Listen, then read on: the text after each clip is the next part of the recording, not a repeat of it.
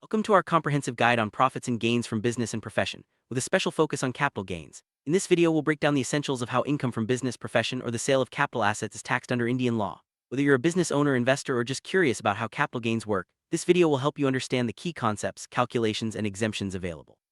Let's start by understanding what qualifies as profits and gains from business or profession, and then move on to the world of capital assets and their taxation. Profits and gains from business or profession are a major head of income under the Income Tax Act. This includes any income earned by a person from running a business, practicing a profession, or even a vocation at any time during the previous year. The law is broad, covering not just direct profits but also compensation, payments from contract modifications, and even certain benefits or perquisites. For example, if you receive a bonus, commission, or salary as a partner in a firm, it is considered business income. The aim is to ensure all earnings related to business or profession are taxed appropriately. Beyond regular profits, the law also taxes compensation for contract terminations, payments from government takeovers, and income from services provided by trade associations to their members. Even sums received under insurance policies or benefits arising from business activities are included.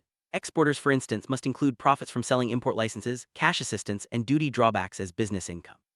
This comprehensive approach ensures that all forms of business-related earnings are brought under the tax net. Now let's shift our focus to capital gains. Capital gains refer to the profits or gains arising from the transfer of a capital asset. Section 45 of the Income Tax Act is the charting section for capital gains. Whenever you sell or transfer a capital asset, any profit made is considered income and taxed in the year the transfer takes place. This is a separate head of income, distinct from business or salary income, and has its own set of rules and exemptions. Capital asset is broadly defined as property of any kind held by an assessee, whether or not it's connected to their business or profession. This includes securities held by foreign institutional investors as long as they're in accordance with Indian regulations. However, not everything is a capital asset. Stock and trade, personal effects like clothing and furniture, agricultural land in India, and certain bonds are specifically excluded.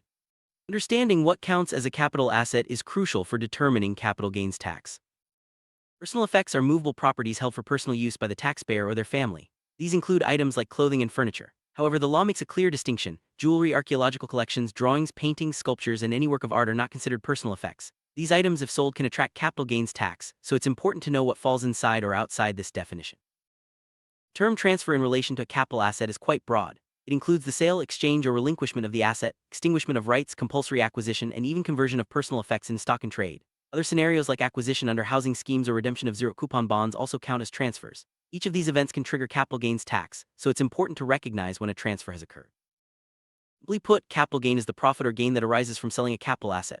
This gain is treated as income and taxed in the year the transfer happens. There are two types of capital gains, short-term and long-term. It's important to note that if an asset is inherited, capital gains tax does not apply at the time of inheritance, but only when the inheritor sells the asset. Gifts and inheritances are generally exempt from capital gains tax under the Income Tax Act. Capital assets are classified into two main types, short-term and long-term. A short-term capital asset is one held for 36 months or less, while a long-term capital asset is held for more than 36 months. However, for certain assets like listed shares, mutual funds, and bonds, the threshold is just 12 months. This classification is crucial because the tax treatment for short-term and long-term capital gains differs significantly. Short-term capital asset is any asset held for not more than 36 months before its transfer. For certain financial assets like listed shares, bonds, and mutual funds, the holding period is only 12 months. If you sell these assets within the short-term period, any profit is classified as short-term capital gain and taxed accordingly. Knowing the holding period is essential for accurate tax calculation. Long-term capital assets are those held for more than 36 months. For listed shares, bonds, and certain mutual funds, the threshold is 12 months. If you hold these assets beyond the specified period, any profit from their sale is considered a long-term capital gain. This distinction is important because long-term gains often enjoy lower tax rates and additional exemptions compared to short-term gain. Let's look at some examples. If you buy a property on December 31, 2010 and sell it on December 31, 2013, you've held it for 36 months and 1 day. This makes it a long-term capital asset, and any gain is a long-term capital gain. For shares and mutual funds, holding them for more than 12 months qualifies them as long-term capital assets. These distinctions help determine the applicable tax rate. Short-term capital gain arises when you sell a short-term capital asset. For example, if you sell a property held for less than 36 months or shares held for less than 12 months, any profit is short-term capital gain. This gain is added to your total income and taxed as per your income tax slab, unless securities transaction tax applies, in which case a flat rate is used. Long-term capital gain arises from selling a long-term capital asset. For instance, selling property after holding it for more than 36 months or shares after more than 12 months results in long-term capital gain. This gain is usually taxed at a lower rate, and you may be eligible for certain exemptions. Understanding this helps you plan your investments and tax liabilities better. Compute capital gains. Start with the full value of consideration, which is the amount received from the sale.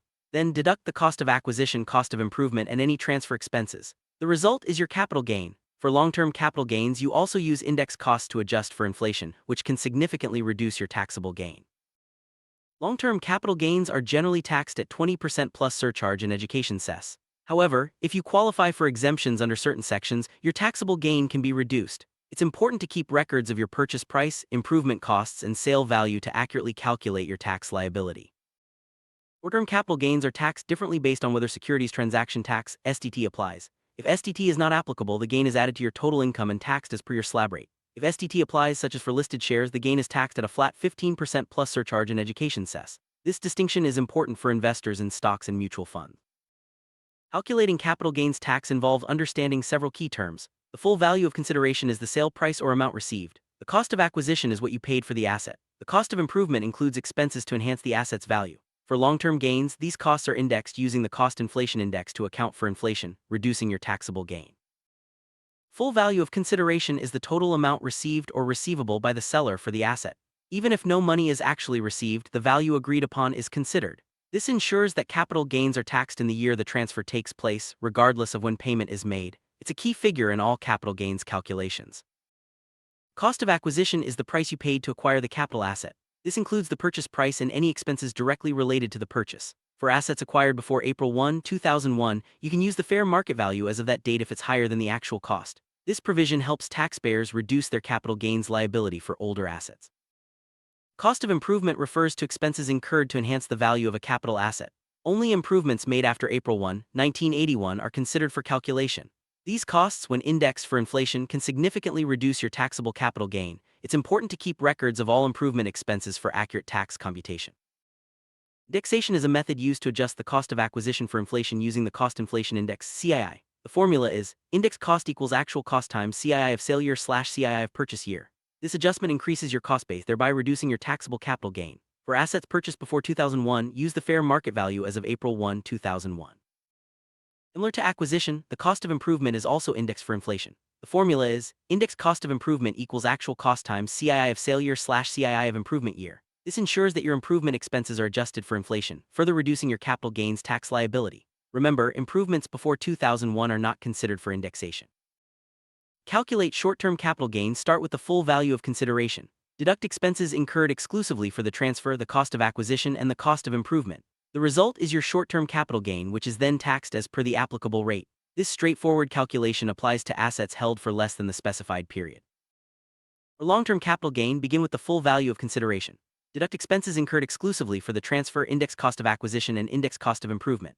Also subtract any exemptions available under sections 54, 54 EC, 54F, or 54B. The final amount is your long-term capital gain, which is taxed at a lower rate than short-term gains. Let's consider an example. Suppose you purchased land on April 1, 2016 for Rs 50 lakh and sold it on December 1, 2017 for Rs 70 lakh. You spent Rs 10 lakh on improvements and Rs 1 lakh on transfer expenses. The short-term capital gain is calculated as 70 lakh sale minus 10 lakh improvement minus 1 lakh transfer minus 50 lakh purchase, resulting in a gain of 9 lakh. Now let's look at a long-term capital gain example. Suppose you bought a house on July 1, 2014 for Rs 20 lakh and sold it on May 1, 2018 for Rs 75 lakh. The index cost of acquisition is calculated using the CII, and let's say it comes to Rs 49.55 lakh. The capital gain is 75 lakh minus 49.55 lakh, which equals 25.44 lakh. This gain is taxed at the long-term rate. Sometimes you may incur a capital loss instead of a gain. For example, if the indexed cost of acquisition and improvement plus transfer expenses exceed the sale value, you end up with a negative figure. This is called a capital loss, which can be set off against other capital gains as per tax rules, helping you reduce your overall tax liability. In calculating capital gains for land and building, stamp duty paid during the transfer is treated as a transfer expense. This amount is deducted from the sale value, reducing your taxable capital gain. Always include stamp duty and other transfer-related expenses in your calculations for accurate tax reporting. For assets purchased before April 1, 2001, you can use the fair market value as of that date as your cost of acquisition. This helps in cases where the original purchase price is much lower than the current value. Using the higher fair market value can significantly reduce your capital gains tax liability. Solve a problem. Mr. A bought land and building in 1991 for Rs 10 lakh and sold it in 2017 for Rs 1 crore. The stamp duty value is Rs 1.1 crore and the fair market value as of April 1, 2001 is Rs 20 lakh. The full value of consideration is taken as the higher stamp duty value. After indexing the cost of acquisition and improvements and deducting them, you arrive at the long-term capital gain. Consider another example. Mr. A purchased a capital asset on January 1, 2015 for Rs. 1 lakh and sold it on December 31, 2017 for Rs. 1.5 lakh. The transfer expenditure was Rs. 10,000. Since the holding period is less than 36 months, it's a short-term capital gain. The gain is 1.5 lakh minus 1 lakh minus 10,000, resulting in Rs. 40,000 as short-term capital gain. Cost Inflation Index, CII, is a crucial tool for indexation. It adjusts the cost of acquisition and improvement for inflation. The base year is 2001-02 with a CII of 100, and the index increases each year. For example, in 2017-18 the CII is 272, and in 2018-19 it's 280. Using the correct CII ensures accurate calculation of index costs and capital gain. Base year for the Cost Inflation Index was changed from 1981 to 2001 to make property valuations easier and more accurate. Many taxpayers found it difficult to obtain reliable valuations for assets purchased before 1981. By shifting the base year to 2001, the government simplified the process and made it fairer for everyone. There are several exemptions available under Section 54 of the Income Tax Act. For example, if you use the capital gains from selling a house to buy a new residential property, you may be exempt from tax. Similarly, investing in specified government bonds can also provide exemptions up to a certain limit. These provisions help taxpayers reduce their capital gains tax liability. Under Section 54, if you sell a residential house and use the capital gains to buy or construct another residential house within the specified period, you can claim exemption from capital gains tax. This is a popular way for homeowners to save on taxes when upgrading or relocating their homes.